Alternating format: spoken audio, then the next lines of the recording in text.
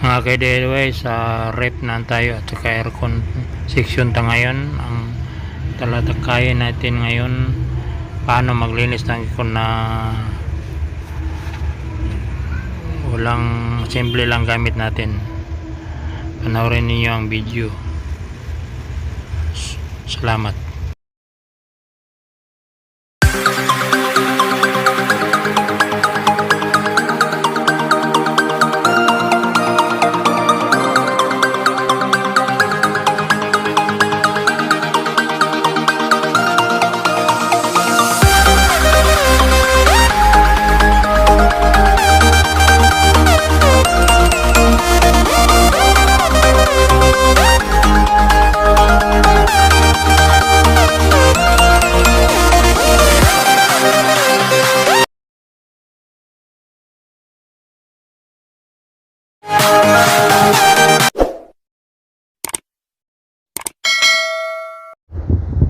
Hello mga ka-DIY ka-technician, kumusta na kayo? Nandito na naman tayo sa ating channel. Huwag kalimutang mag-subscribe, yan lang ang hinihingi natin. Maligaya na ko dyan na makitang may nagsubaybay sa ating channel. Gusto nating ma-record at ma-share natin sa gustong mag-DIY para makatipid at patunayang kaya din natin ang kaya ng iba. Sana ma-improve pa natin ang ating channel sa pag-subscribe nyo. Huwag kalimutan Poitec DIY tutorial. Salamat! Poitec bot, paano linisin ang aircon? Ka-Poitec, patayin ang aircon. Siguruhin na nakanggal ang kuryente ang aircon bago mo ito linisin para sa kaligtasan. Alisin ang mga air filters. Madalas, ang mga air filters ay matutunaw ng alikabok at dumi. Alisin ang mga ito mula sa unit. Kung disposable ang mga ito, mapapalitan mo na lamang ito. Kung reusable, hugasan ito gamit ang maligamgam na sabon at tipakainin ito at hayaan itong matuyo bago ito ibalik sa aircon. Linisin ang evaporator coils. Gamitin ang isang brush o blower para alisin ang alikabok at dumi sa evaporator coil ay matatagpuan sa loob ng unit. Siguruhin hindi ito mabasang may kuryente. Linisin ang condenser coils. Gayun din, alisin ang alikabok at dumi sa condenser coils. Ito ay matatagpuan sa labas ng unit. Maaari mong gamitin ang brush o blower para dito. Linisin ang mga iba pang bahagi. Linisin ang iba pang bahagi ng unit tulad ng mga blower fan at iba pa. Siguruhing malinis at walang alikabok. Ibalik ang lahat. Pagkatapos linisin ang lahat ng bahagi, ibalik ang mga ito sa kanilang tamang lugar. Subukan ang aircon. I-on muli ang aircon at tiyakin na gumagana ito ng maayos at malamig na nagpapalamig. Maaari mo ring isagawa ang mga hakbang na ito ng mas madalas, tulad ng 1 beses sa bawat 2 buwan, upang mapanatili ang kalinisan at epektibidad ng iyong aircon. Kung hindi mo kaya ang mga hakbang na ito, mas mabuting tawagan ng isang profesional na serbisyo ng aircon para sa regular na maintenance. Salamat, Poitec bot. Mga ka-DIY, mag-maintenance tayo sa ating aircon. Ito yung kanyang speak at kanyang sa motor niya. Nilagay natin para makita niyo. Maglinis tayo ng aircon ngayon dahil matagal na itong dinalinisan. Araw-araw itong ginagamit. Mga 5 buwan na hindi natin na liningan ito dahil busy tayo. Tanggalin muna natin yung cover sa baba. Balikan ito natin ng kahoy para hindi siya matulak pa sa loob. Tatlong itong bolt. Tanggalin natin. So, nandito natin sa labas. Ito yung mga kailangan natin: star screw, pliers, flat screw, sabon na barita. Simple lang gamit natin. Nila tayo ng high-tech. Wala tayong pressure. Nawasa lang na ginagamit na hose at mayroon itong adjuster sa dulo. Saka gamitin ng basahan pag hindi makuha ng to spray. sa tubig. Ating gawin muna tanggalin natin yung mga bolt sa kanyang cover. Mga kadeway, itong aircon ito ay meron itong open sa taas, sa gilid at sa ina na ito ang nagsabi sa taon ito na pwedeng mapasukan ito ng tubig sa taas dahil meron itong buto sa taas sa gilid. Nagpahiwatig ito na yung motor ay pwedeng mabasa basta meron siyang open na tawag nito mga butas parang grill sa taas, pwede makapasok yung tubig sa ulan bro. So nakiwatag ito na yung motor ay pwedeng mabasa. Tanggalin mo lang natin yung cover ng aircon. Meron itong karamito sa taas pero itong dalawa nakahol sa gilid at sa likod. Hanapin nyo lang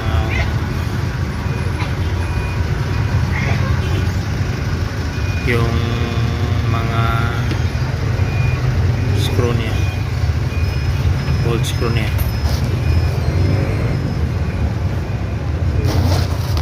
Ito ang brand ng aircon. Ito ay American Home na brand, mga 3/4 to 1 horsepower ito dahil ang kaniyang rated amperes ay 3 amperes. 3 times 220 equals it's all about mga 600 to 700. Ang 1 horsepower po ay 2746 watts.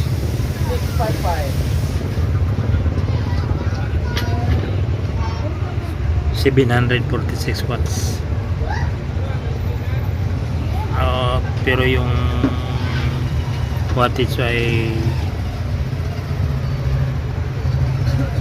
600 to 7, equivalent mga 3/4 to 1 horsepower yung kaniyang kaya ng kurente na consume niya. Masyado na itong alikabok makita sa taas na tanggalin muna natin. Share mo lang ba natin ay linisin yung simple lang ating mga gamit. Dala tayo ng pressure, nawasa lang at saka hose yung adjuster ng hose na mabili natin sa ating mga hardware at basa na ipuna sa mga hindi makuha na alikabok na nakadikit sa kahan niya at sa mga pan. Importante yung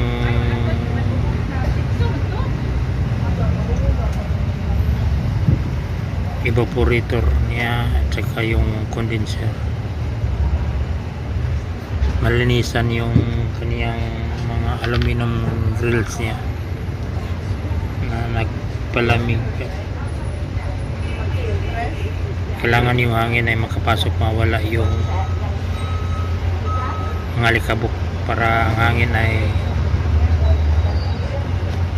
lulusot sa kanyang evaporator at saka condenser. Dahil pag matagal na yun, meron na ito yung mga alikabok, ang hangin ay hindi na makalabas o makalusot. Gagamitan lang natin ng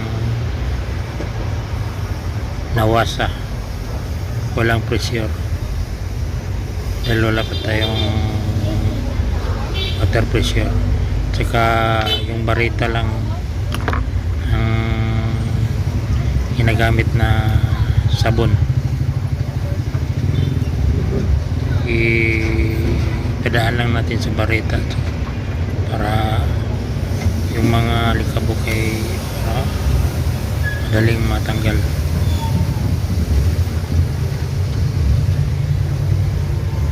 Yung knob tatanggalin natin muna, dalawang knob. Yung purpose ng price para sa knob yun, pero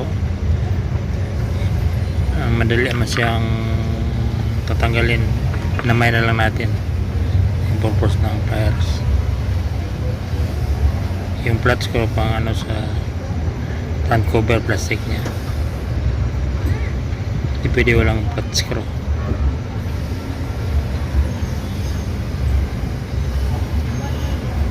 Ilabas muna natin sa ibaba at saka yung mayroong lock sa ibaba sa taas.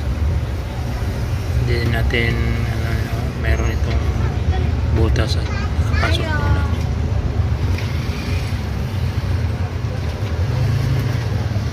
Natanggalan natin yung cover sa harap. Ito maraming nakabuk, no? Marami na nakadikit sa cover. Sila nga itong linisan. Tapos makuha ng cover sa harap. So takip na naman tayo, tanggalin natin. Pagpilitin kung meron hindi pa maila yung cover, baka meron pang nut.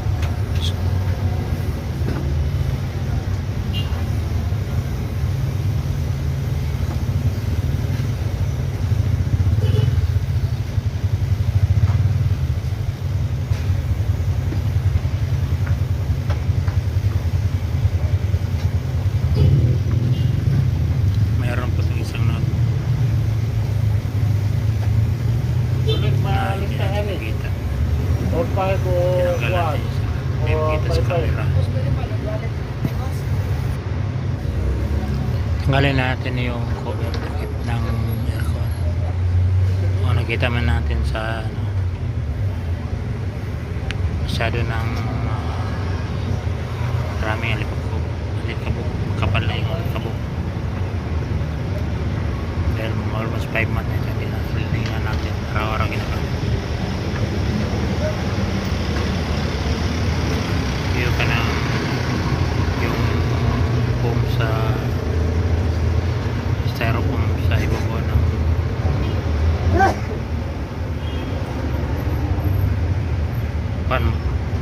pan blade,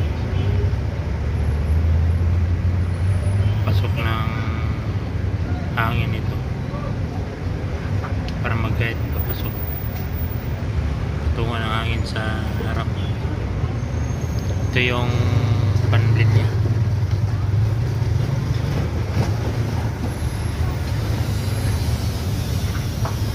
Madalawa itong pan blade nya sa harapan, sa likod. Ito sa harap para ito sa carburetor.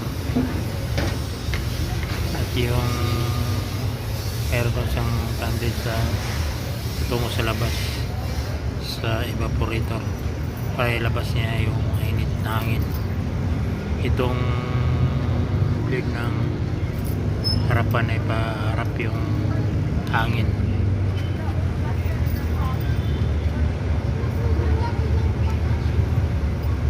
May higop siya ng hangin sa loob, dadaan sa evaporator na malamig, saka ibalik na pasok yung hangin na malamig. Sana nating maglinis gamit ng nawasan.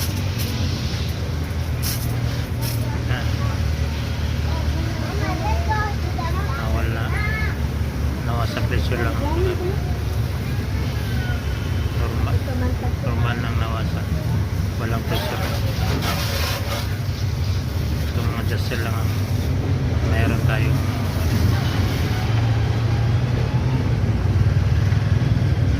ginagamit na ito para ma-adjust yung form ng lupa. Pwede scatter, pwede.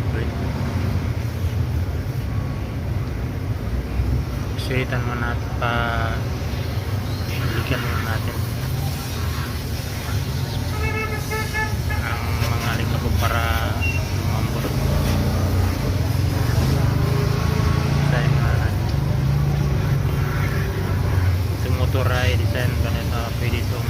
mabasa dahil naka-open yung takip niya sa taas, means na pwede mabasa.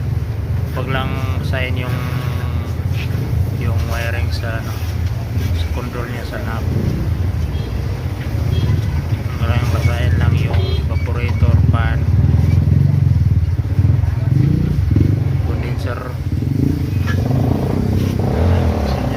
pressure fan niya. Yung ginagamit lang natin yung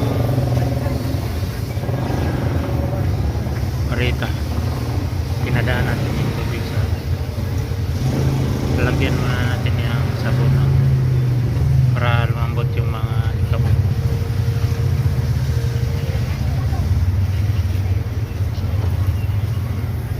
Pinadaanan natin sa parita. Huwag natin basahin yung nasa control na banner sa thermostat saka blower control itong sa compressor pwede ito dahil meron ng takip. Hindi natin i-open.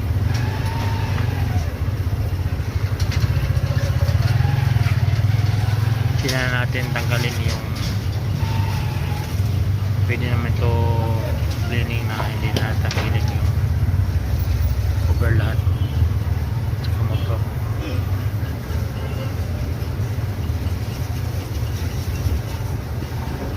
Maraming putik na dito dahil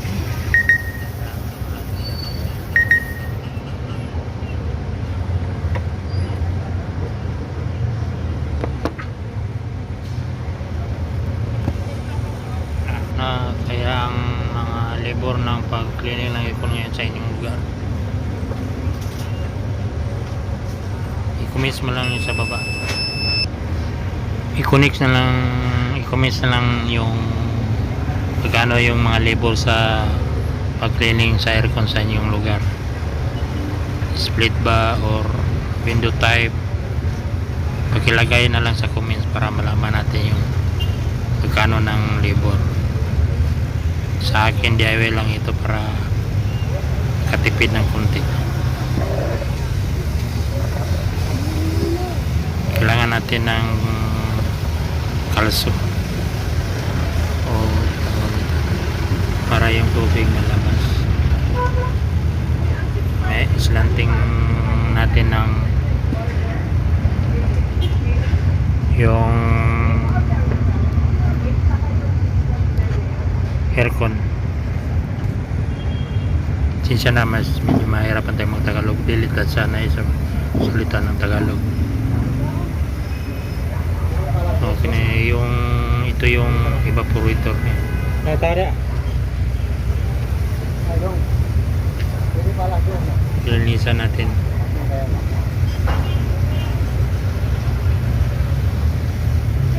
Para yung hangin ay magkapasok, makalusot sa kanyang mga pins ng evaporator. Na kailangan nang wala nang makabara sa mga pins. Pwede ka na lagyan mo na ng sabon. So nilagyan ko ng barita, pinadaan ko sa sabon yung daloy ng tubig para puntasan. Yan ang teknik ko ginagamit dahil wala tayong pressure na para lumambot yung ano.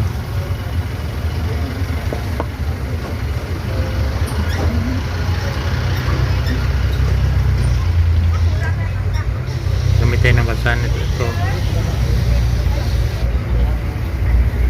Pinalasan ko lang dahil dito ang banda ng mga wirings control niya sa knob, sa temperature, sa fan control niya, high low. Kailangan hindi nito mabasa kaya marami itong wirings. Dili lang natin tinanggal na madali.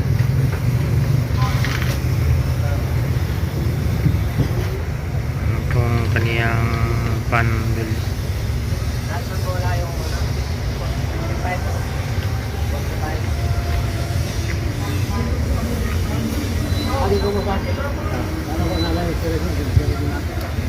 kailangan lalabas yung tubig sa kabila ng evaporator para lumusot yung hangin, walang bara.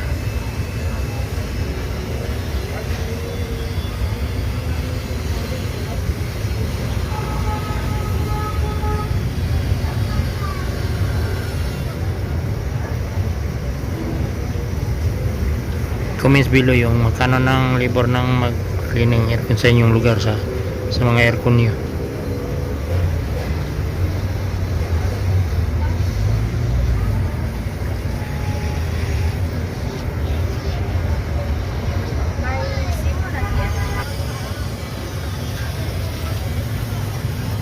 Kung pablet buhay yung mga nakadikit na alikabok.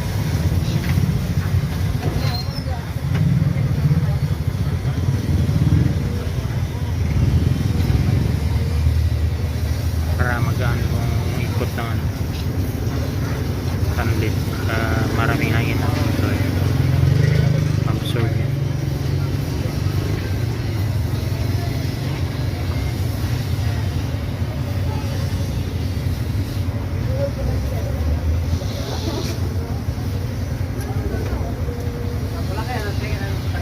Pag malinis na ito lahat, huwag kalimutang pa i-dry muna natin ng bago natin ibalik at pandarin. Pagka yung mga wiring may nabasa, kailangan nating i-dry ng sakto. Huwag nating pandarin kung basa pa yung unit na sa loob. Pagka yung wiring sa'yo mag-grounded, nabasa yung mga wirings, tuyuin natin ng ilang oras bago natin pandarin, tapos natin i-assemble. Dahil ang 220 ay yung nabasa ay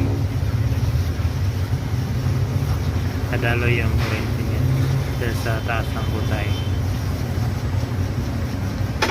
Tumanda nito ay yung condenser, meron itong unleaded lang, parang electric pa ng bleed.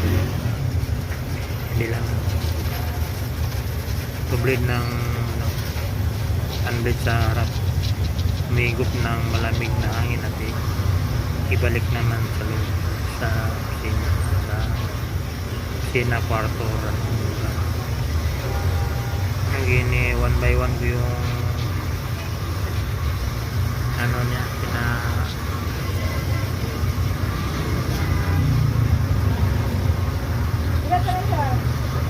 pressure pa ng water tapos para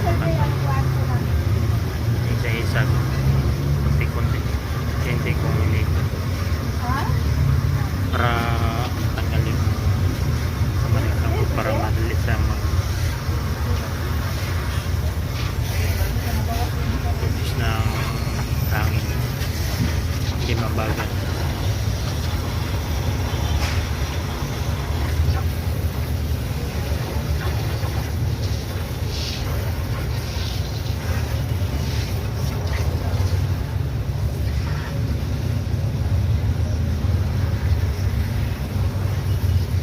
Sa kaniyang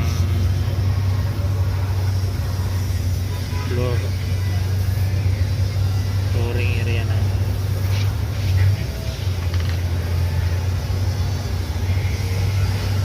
ang aircon, itagilid ng konti at saka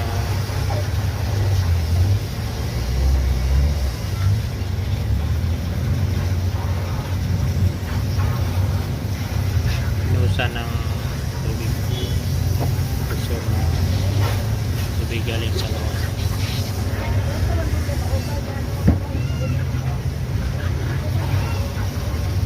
Nag-stack yung alikabok para ng putik yung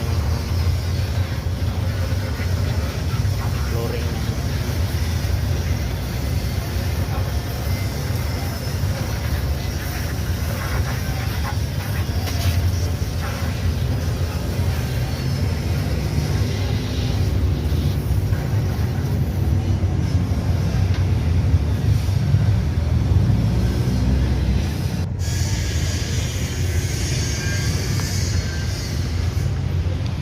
ito na yung tapos na natin yung pag-cleaning. Pinatuyo natin ng masyado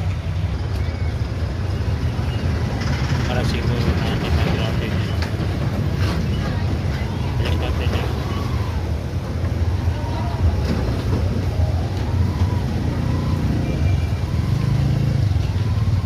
kanyang guide ng hangin para pasok sa kwarto. Sabi yung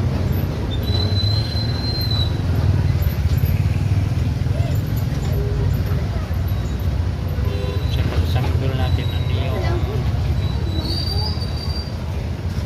last tinanggal mo last yung ang una mong install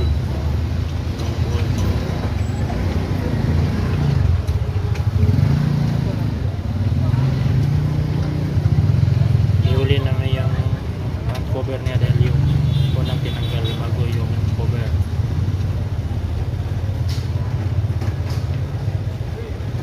Ay roll sa pangalan taga symbol mato na mo tinanggal ang huli mong sa huli sa symbol.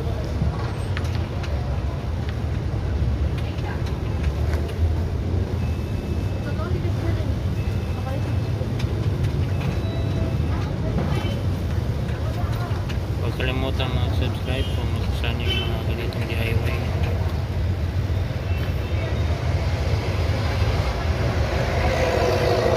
Tsaka huwag kalimutan patuyo ng ilang oras ang aircon bago gamitin para yung mga wiring na nabasa hindi magagawa.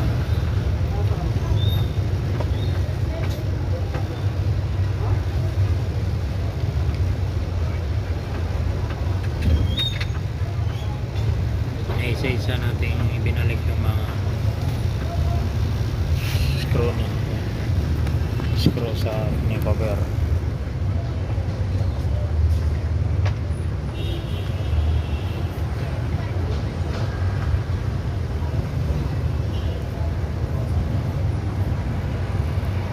Kung gusto pa nyo matuto ng ibang mga sa electronics, importante ang electronics sa lahat. Pag marunong ka sa electronic, hindi na kayo maganinlangan kung mayroon background sa electric kahit anong appliances pag may background ka ng electronics. Ito din sa electrical, konti lang yung mga wirings niya compare sa electronics.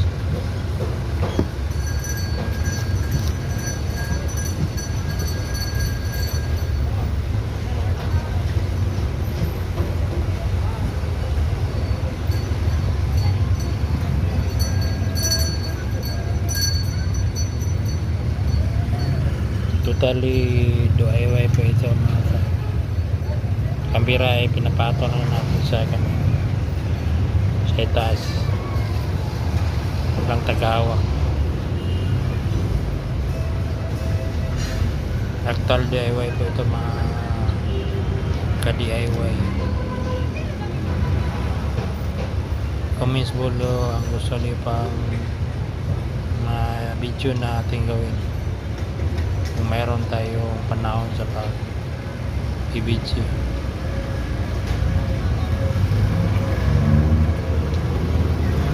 Salamat sa mga subscriber. Umabot na tayo na 419 subscriber. Kahit pa unti-unti lang nag-subscribe, maligaya na ako dyan.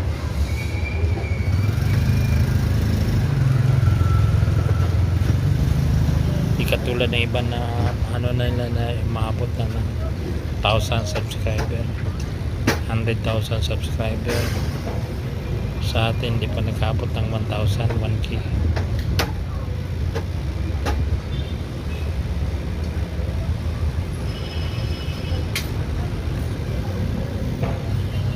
Okay lang basta mayroon tayong ma-share na video na totoong totoo, walang halong trick. video natin mayroon tong talagang gamit para sa ating araw-araw na pang DIY. Ito na, tapos na ating paglinis ng aircon. Balik na natin sa loob ito at i-try natin kung okay na ba, malamig na itong knob niya. Mayroon itong lock na bantayan niyo na hindi mahulog. Mayroon itong flat na ano. Ito, tingnan mo lang sa nakaturo yung winter, kailangan sa 0. Pag tanggal mo sa 0, kailangan kapag balik mo turo sa 0 at saka off yung kaniyang fan. Ang off dito sa itaas sa fan niya, itong sa thermostat sa nakaturo sa 0.